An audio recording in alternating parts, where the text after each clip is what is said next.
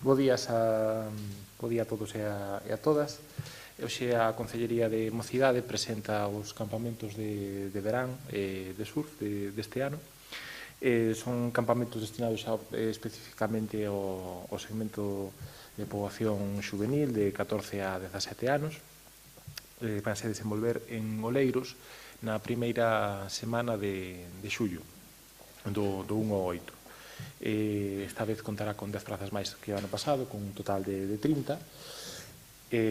Ademais de prestar un servizo a cidadanía máis moza, pois permite afianzar relacións interpersoais e búscase fundamentalmente que o programa de actividade sexa atractivo para ese segmento. Creo que un de surf alcanza precisamente ese obxectivo, e máis tendo en conta que xa apetece hasta apuntarse co calor que estamos a vivir estes días en maio. As actividades programadas en concreto organizase en torno a diversos eixos temáticos, todos orientados do punto de vista de xogo deportivo, a saúde e calidade de vida, con algúns obradores de coñecemento de cultura, conservación e respecto da natureza, aproveitando que o campamento se sitúa nun entorno natural axeitado a esses efectos. Un campamento de mar por excelencia que se desenvolve no albergue de Santa Cruz, no concello de Oleiros. Ali mestúranse a presenza de deportes náuticos co coñecemento de flora e fauna mariña. É un campamento que require algo de esforzo físico, iso é certo, porque consta dunha actividade de continuidade deportiva. Realizanse actividades de surf, de snorkel, de sendeirismo, de kayak, de paddleboard, entre outras, non, Enrique? O prezo por participante é un prezo público establecido en 120 euros, e no caso de familias para segundo irmán ou familias numerosas redúcese a 100 euros. A prescripción realízase a través do rexistro municipal, ben por a vía presencial ou ben no rexistro da sede electrónica de Santiago. No caso de presentar a noutro rexistro, poden enviálo tamén á DPT da Xuventude para adiantar a tramitación, informando de que se fixo a presentación noutro rexistro, como pode ser a rede Sara, que permite a presentación para todas as administracións públicas.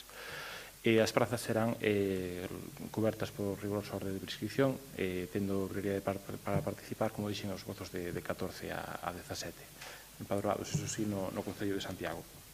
No caso de quedar vacantes, cubriríanse outras solicitudes. Non sei se hai algunha preguntiña por parte dos periodistas presentes. Non sei se hai moita tradición en Santiago de surf, porque non hai moito nada. Non hai tradición de facelo aquí. No río Sar, polo menos, non constan documentos históricos que se teña practicado surf no río Sar. Non pedimos informe técnico, pero en conversacións verbais cos técnicos de Mocidade deducíase que pola alta presencia de pedras podía ser perigoso para a dentadura dos rapaces. Non obstante, pola proximidade á costa, sí que é frecuente que os composteláns soian gustar de facer actividades de mar, iso sí, xa no que é o Océano Atlántico.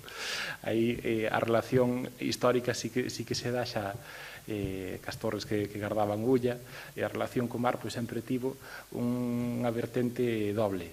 Por unha parte o medo aos ataques normandos e polo outro o disfrute da praia. Por sorte, a primeira parte xa está superada e a segunda se resume nas actividades de praia, surf, neste caso, máis alá de as actividades que se fan en familia xa por parte da propia cidadanía que se desplaza habitualmente utilizando a autovía de Noia, por exemplo, que todos os veráns ir chea de composteláns que acuden a iso, sí que ha axeitado facer actividades de mar en verán aproveitando as costas que temos.